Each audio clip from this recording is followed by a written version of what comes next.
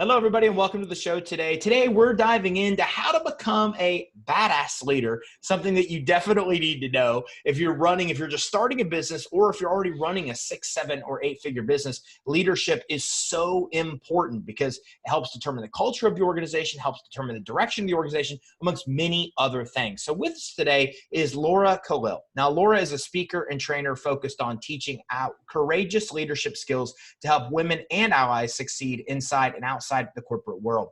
Now, a two-time entrepreneur working with Fortune 500 companies, Laura's programs and coaching encompass real-life experience navigating complex organizational structures. Now, combined with science-backed research in emotional intelligence, neurobiology, and communication, Laura helps women become leaders, make more money, and help people knocking down the door with opportunities. She's worked with Intel, GE, Twitter, Forbes, WeWork, Creative Mornings, and many others. Laura is also the host of Brave by Design, a podcast that helps ambitious women rise and thrive. Laura, welcome to the show today. Oh my gosh, Ty, what an introduction. Thank you so much for having me. I'm excited to dig into this topic because leadership is just so critical if you want to be successful in business. Well, let's start there. I mean, why is leadership so essential and important for entrepreneurs? Well, let me back up for 1 second because I want to share my story with you briefly, and we'll talk about some of those leadership traits. So I cut my teeth in Silicon Valley. That's how I ended up working with all those big companies. I was living in the Bay Area. I was working in tech. I was still full-time. But I was a pretty bold, confident, outgoing woman who was not afraid to, go after things. And I remember one day, one of my first job experiences, my boss pulled me aside and he said, "Laura, we have some feedback for you." And I was like, "Okay, what do I need to know? How do I learn? How do I grow?" Because I wanted to run my own company one day. And he said, "Well, you're intimidating the men in the boardroom." Can you imagine? And so he said, "Well, we're just going to need you to smile more and soften your language." And I was pretty pissed off about that. And it was only when I started my own business, my first business in 2013, that I realized that all of the traits that had penalized me as a individual contributor were actually my greatest assets as a leader and entrepreneur. So I want to start off by saying that because there may be people listening who feel like, gosh, I've kind of been demonized for being who I am, or I've been told I need to change, or I've been told, I'm tough as nails and that's not desirable. And actually that form of resiliency is something that is extremely important as a leader because, as you know, Ty, and as many of our listeners know, you are going to be beaten down. It is not always easy. There are going to be challenges on the way. And so what I say first to leaders is your vision big enough to withstand the no's? My mom was a saleswoman. She always said to me, "Laura, you're going to get 9 no's before you get 1 yes." So get ready to hear no and know that every time you hear a no, it's actually one step closer to you getting a contract. You're learning more, you're growing, you're refining your offer. So leaders have to have that strength of vision. They have to know that their vision is big enough to withstand detractors, withstand people telling them no, withstand criticism, withstand doubt, and they also need to bring their team along on that journey and not let them fall prey to a lot of those doubts that can, overcome us and really derail us. So, I think I'll start there. That's a great place to start. I love it. Diving into some of the things that you're talking about, are there traits? What are the real traits of being an exceptional leader? So I think that it really starts with vision. As I said, I think vision is number one. Where am I going is the first trait. The second thing that I would also say is when you know where you're going, it is really important, and I've seen it in the best leaders and the best managers that I have worked with and consulted.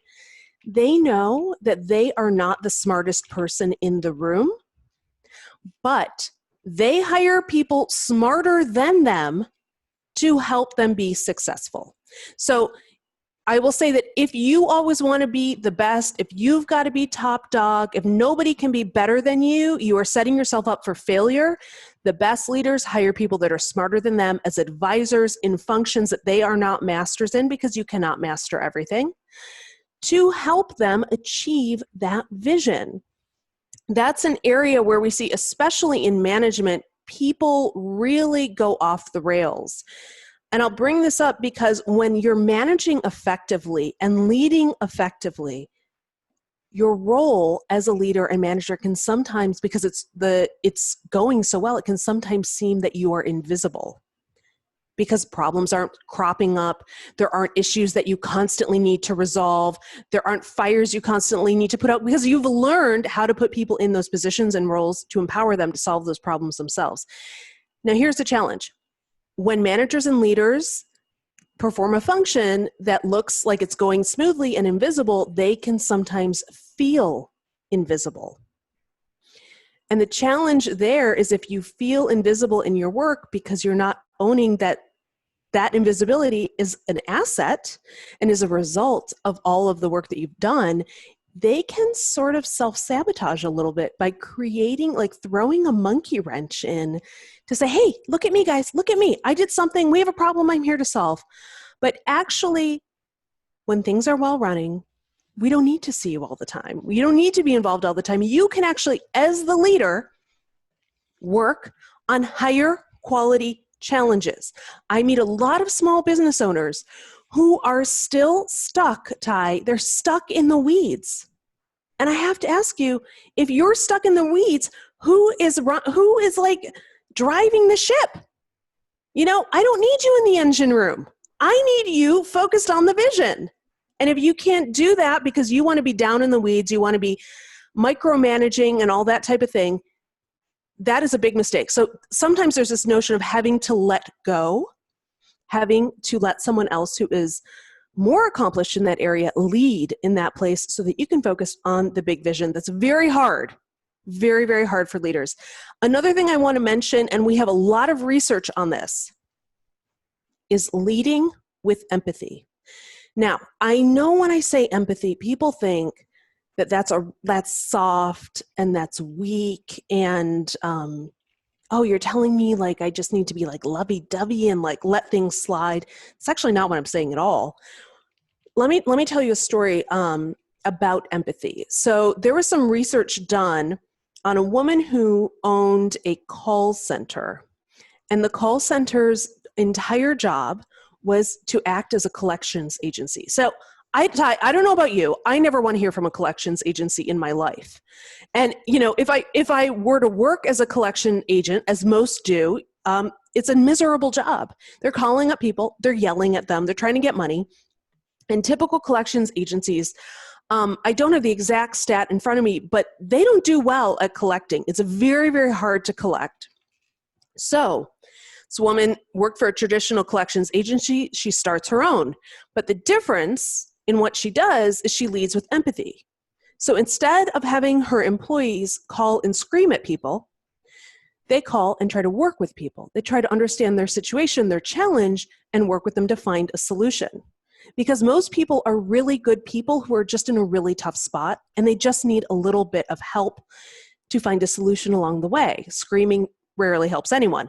So she actually tripled her collections because they worked with individuals. She tripled collections, and they had people they were collecting from show up at their office with wedding invitations to their weddings, with birthday cards to say thank you to the agent who had worked with them. That is like unheard of, Ty. That is unheard of in business as usual. So when we start to think and we start to lead with empathy, and empathy means put ourselves in someone else's shoes for a second. Understand what is going on in your life. If you have employees, let's ground this with a really tangible example. If I have employees who is an employee who's consistently late into the office, whose work is consistently late, who is not showing up for meetings, what are we thinking as a leader? We're thinking, okay, there's something wrong and they're just not performing, and I may have to put them on a PIP, I may have to give them a warning. I may eventually have to let them go, right? That's how we think. Well, instead of going to that conclusion, what if we, before we do all that, we ask a question and we say, what might be going on in their lives that could be causing this? And so instead of jumping to, you're not performing for me, you're out, or I'm warning you, or you're headed to a PIP, having a conversation where we say, hey, here's what I've noticed. We start by stating the facts. I'd love to understand what's going on. Is there something going on I need to be made aware of? That's the type of question where we begin to lead with empathy. We begin to lead with a sense of curiosity. And that's how, one, we can actually help our staff feel seen, heard, respected, feel safe going into the office. We know that psychological safety is a huge issue. And if you don't feel safe at work, you're probably not engaged in your work. You're probably not speaking up at work. You're probably not putting forth new ideas and innovation. So empathy is a huge factor as well. And I will take a breath now, Ty. I will take a breath. No, it's great stuff. I love that. I mean, I agree. I mean, empathy is essential. And another thing that you touched on before that I think is really important too, which is getting out of the weeds, because kind of what I see small business owners do is they, in the beginning, all they have is time. They have no money. So they do everything. And then, like you said, it's really hard for them to let go because for one, it takes time to train somebody else to do that task. And for two, they rarely ever think that somebody else can do the task better than them. And so they just keep in that rut. So as you mentioned, really hard to get out of. What's your best advice for people to get out of that rut? Because I think a lot of people are there. I always say that the quality of your life is based on the quality of the questions you're asking yourself. So let's ask better questions of ourselves. And here's a question as a leader that you could be asking. If I allow myself to hand this off to someone, how good can it get for my company?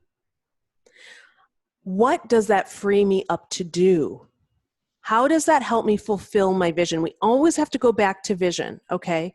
So how does it help me fulfill my vision to hand this off?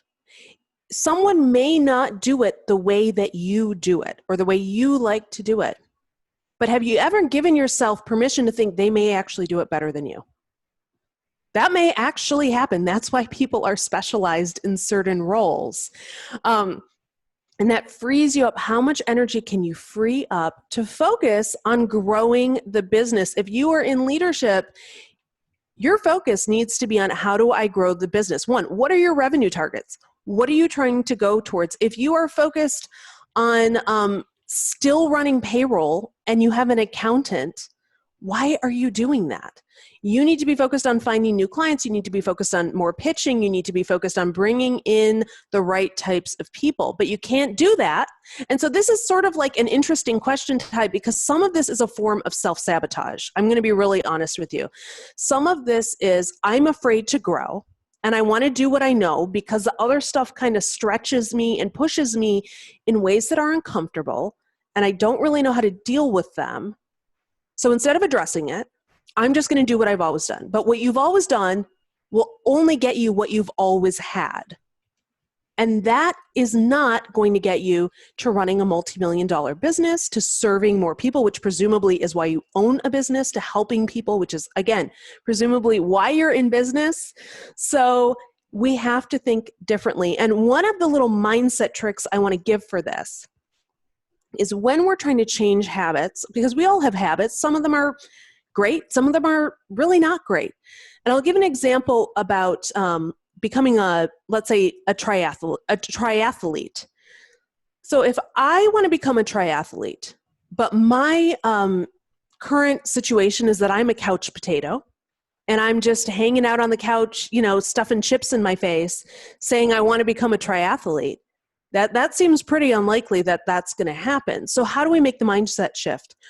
Well, there's one simple trick we can start doing, and that is to ask ourselves, well, okay, I'm not a triathlete now, but what would a triathlete do to prepare for their next competition in 6 months? See, that's a really interesting question. So I'm not thinking about like myself anymore. I'm thinking like the person I want to become. And if a triathlete, they probably have an eating regimen, they probably have an exercise regimen, they would probably have a sleeping routine and drinking a certain amount of water routine. And we begin to embody the traits of the person we want to become, because the person you are today is not necessarily going to get you to the person you want to become. You have to embody that future version of yourself. So if you want to be a great leader, look at the great leaders that you admire and ask yourself, how can I embody those traits? How can I be more like them? What can I learn from them? Because we all stand on the shoulders of giants.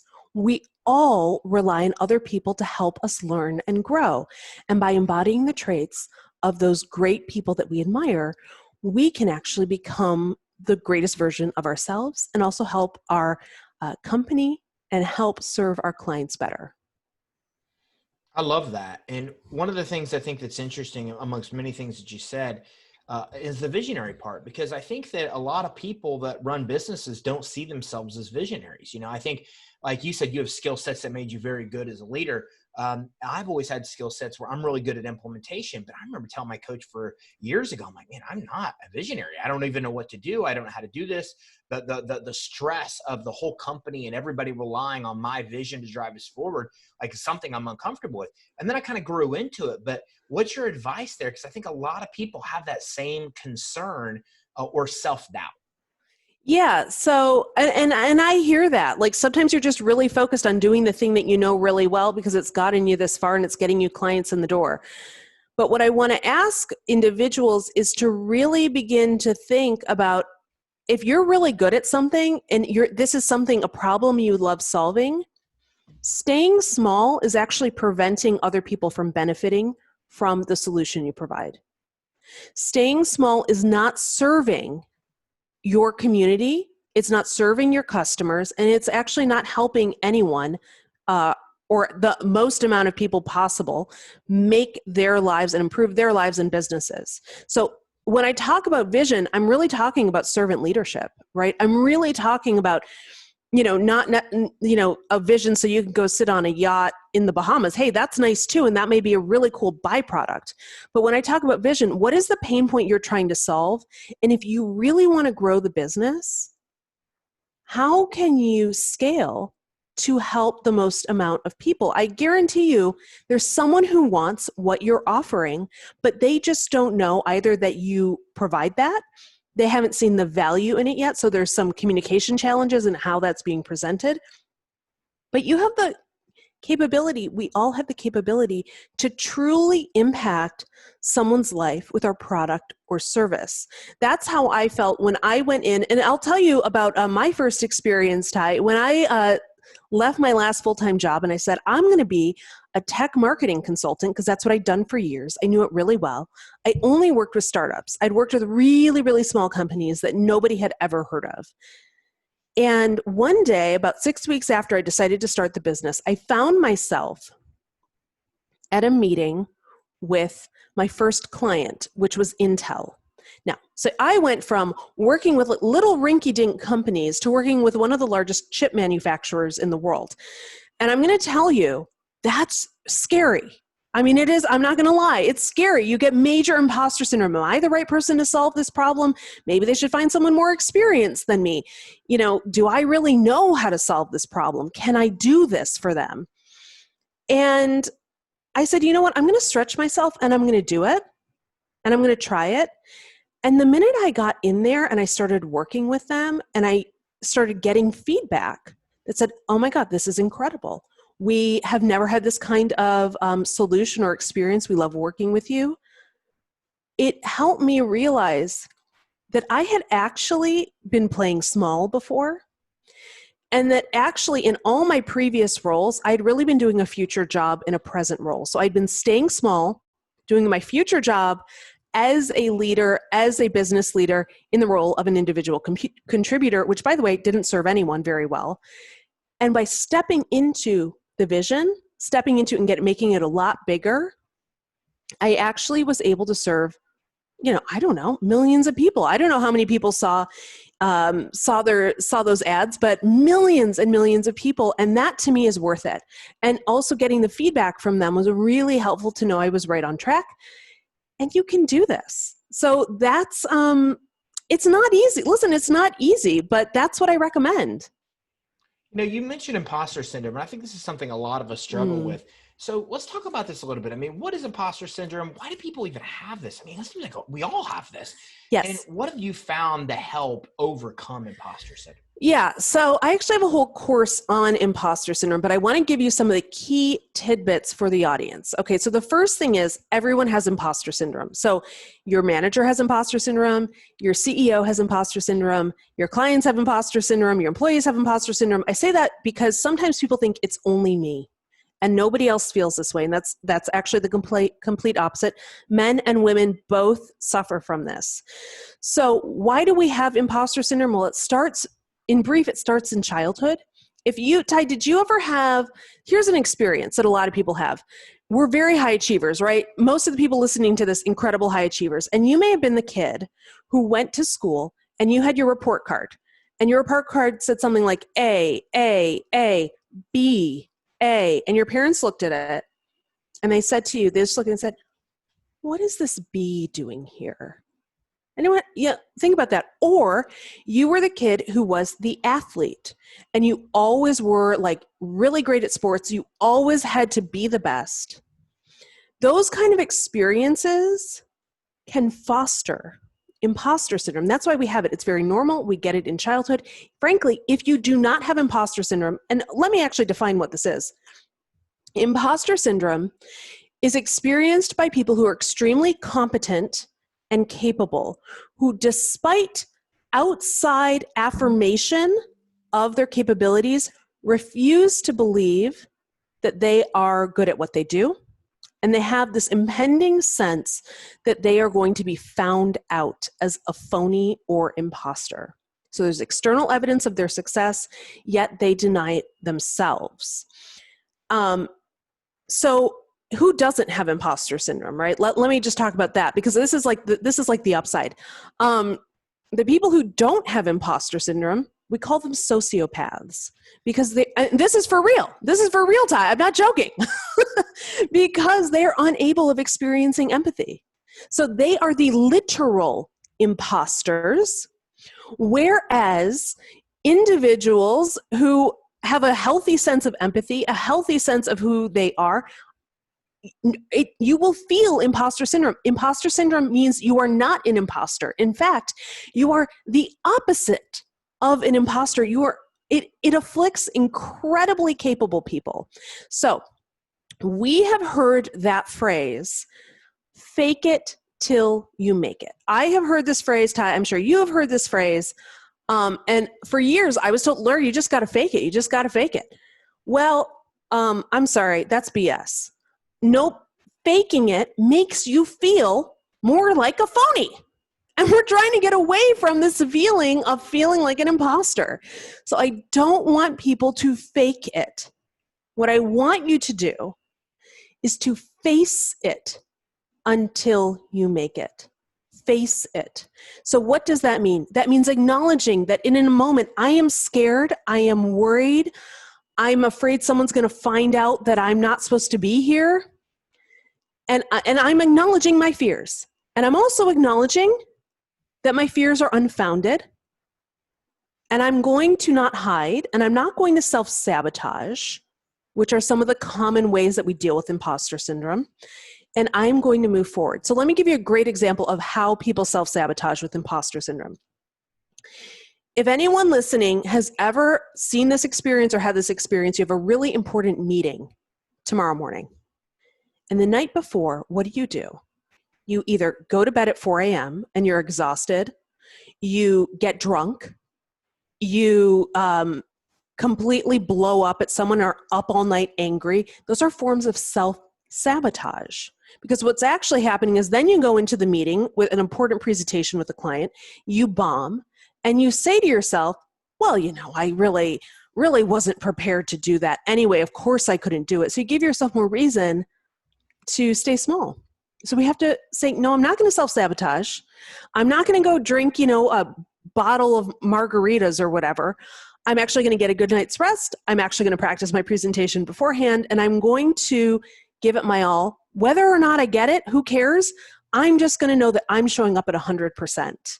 So that's one of the ways that we can combat imposter syndrome, but know that if you have it, it's totally normal. I have it too, Ty. We all do. And I love that because it gives me peace of mind. Because I think, like I said, I see a lot of the best entrepreneurs I know Yeah. experience that same thing. You know, you've mentioned several traits here and characteristics that I think are interesting, and you've mentioned them from the beginning. So it makes me wonder, can anybody really become a good leader, or are there just inherent skills that are just naturally in some of us that you find like you need these skills? I mean, give me an idea. Can you become a good leader, or is this something you just have to have skill sets from birth? One, anyone can become a good leader. Two, some people have those skills more naturally. So it's both. I happen to have a lot of those skills naturally because I grew up, my parents are immigrants. My dad came from Egypt. My mom is Lebanese.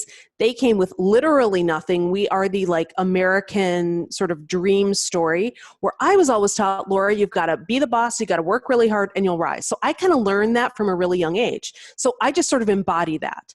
Now, not everyone has that, right? Some people just have different experiences. Can you learn this stuff? Yes. Here's how you start to learn it though.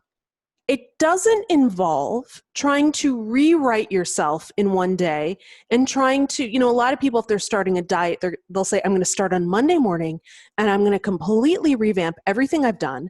I'm throwing out everything in my cupboard and I'm starting over. And then it lasts for 3 days and they get exhausted or defeated or they want a piece of cheesecake and they just give up.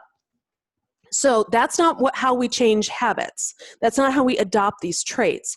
We adopt these traits by taking small incremental action towards achieving them. And small, we call that what I call that is Kaizen. Kaizen is a Japanese term for continuous improvements that are incremental.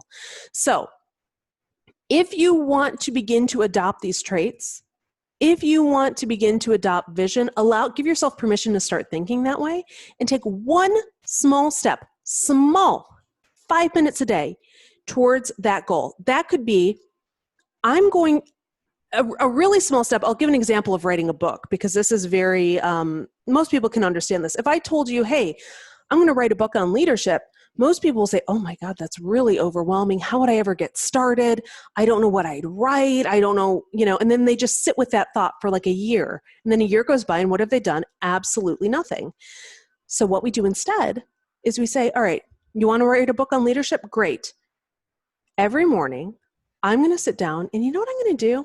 I'm going to write 3 sentences. That's it. Now, that is so tiny and so insignificant. Here's what happens.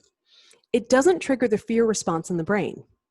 And so by not triggering the fear response, we're like, oh, I could totally accomplish that. So you do. And what's likely to happen with most people that practice Kaizen is they actually do a little bit more, right?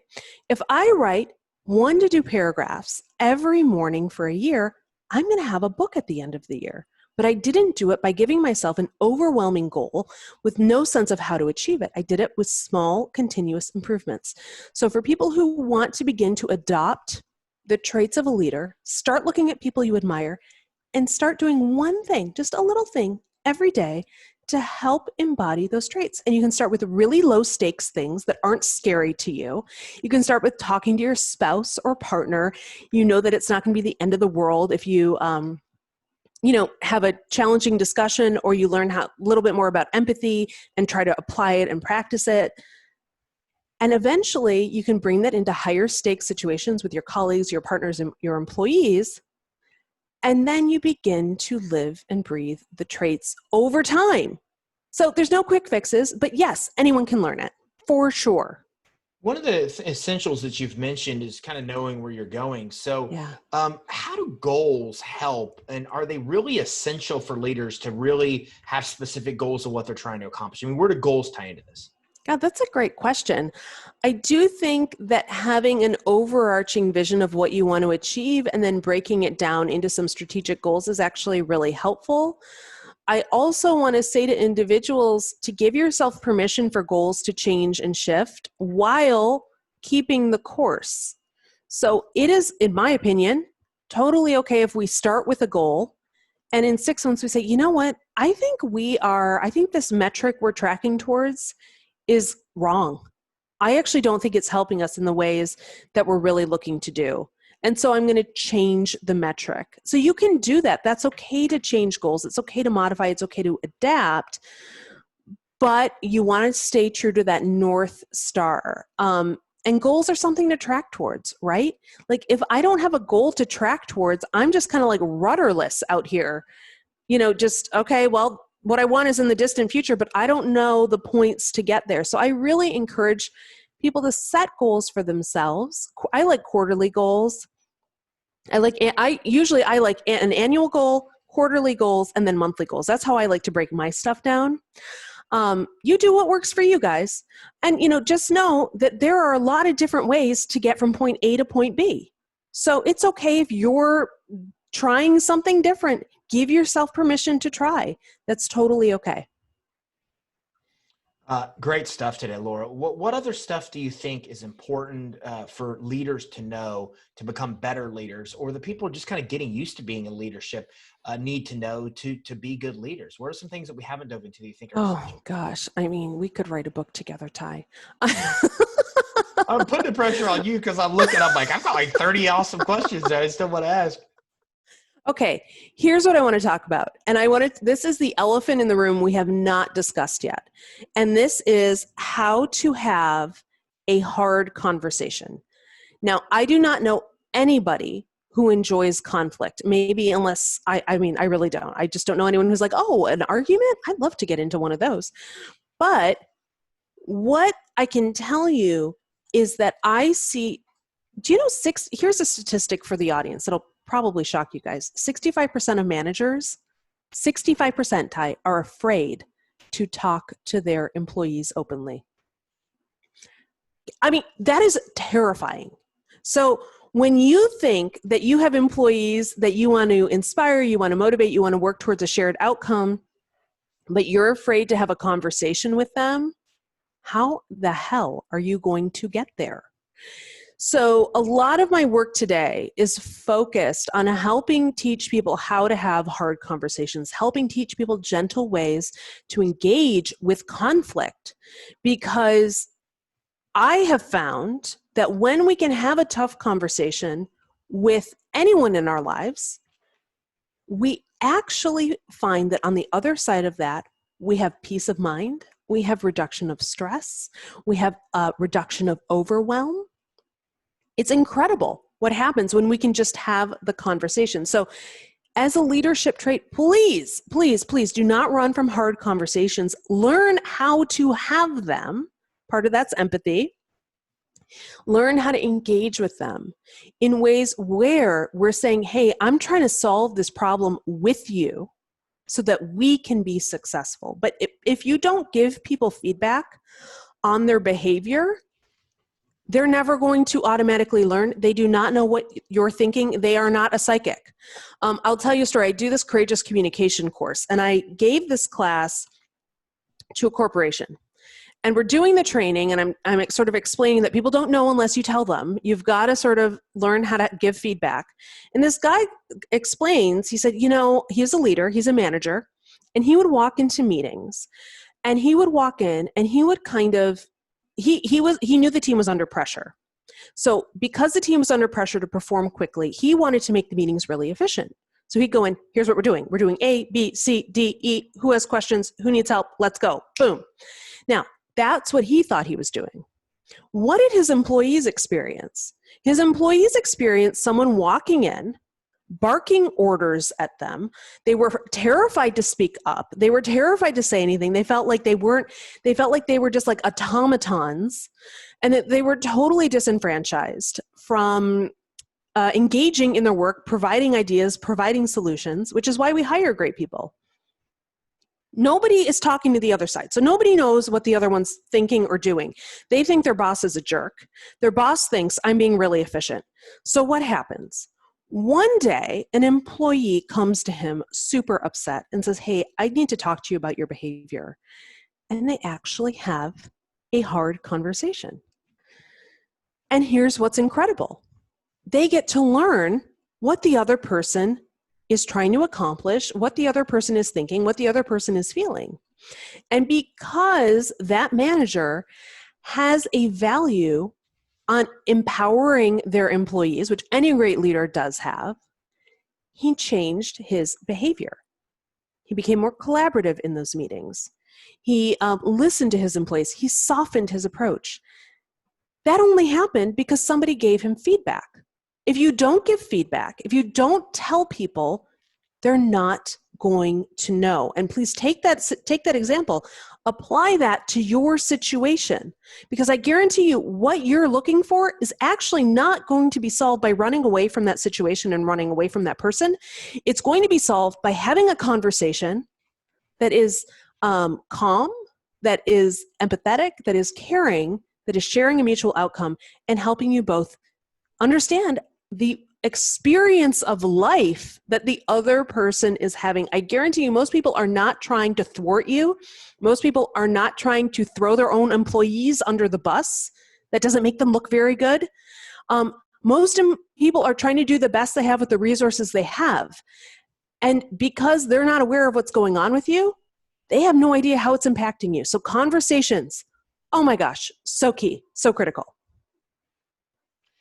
I've loved having you on. I mean, there's so many things we could dive into and we ran out of time. So like, where can everybody go that's listening and watching to be able to get more of this kind of insight from you? Okay, so guys, head on over to bravebydesign.net. You can go over there and find my course on how to have hard conversations or overcome imposter syndrome. And you can also listen to the Brave by Design podcast, which is kind of fun. In time, maybe we can find a way for you to get on the show because I think you're a pretty cool guy.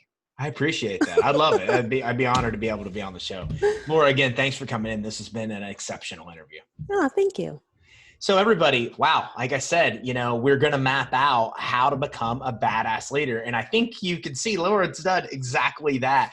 But we're just scratching the surface. There's so many other cool things that we could have dove into that are in her wheelhouse, in her knowledge that she's learned working from small companies and also representing very large companies and helping them really develop leadership, develop even the culture in the organization that makes these companies successful. So to learn more and to get all this other information that we didn't get a chance to dive into, make sure you visit bravebydesign.net. That's bravebydesign.net. There's an overwhelming abundance of phenomenal information there. So make sure if you want to become the badass leader that I think that, and Laura probably agrees, that you're born to be, then make sure that you visit bravebydesign.net, tap into a lot of Laura's knowledge so you can become the badass leader that you're meant to be. Thanks everybody for tuning in. Make sure you visit bravebydesign.net.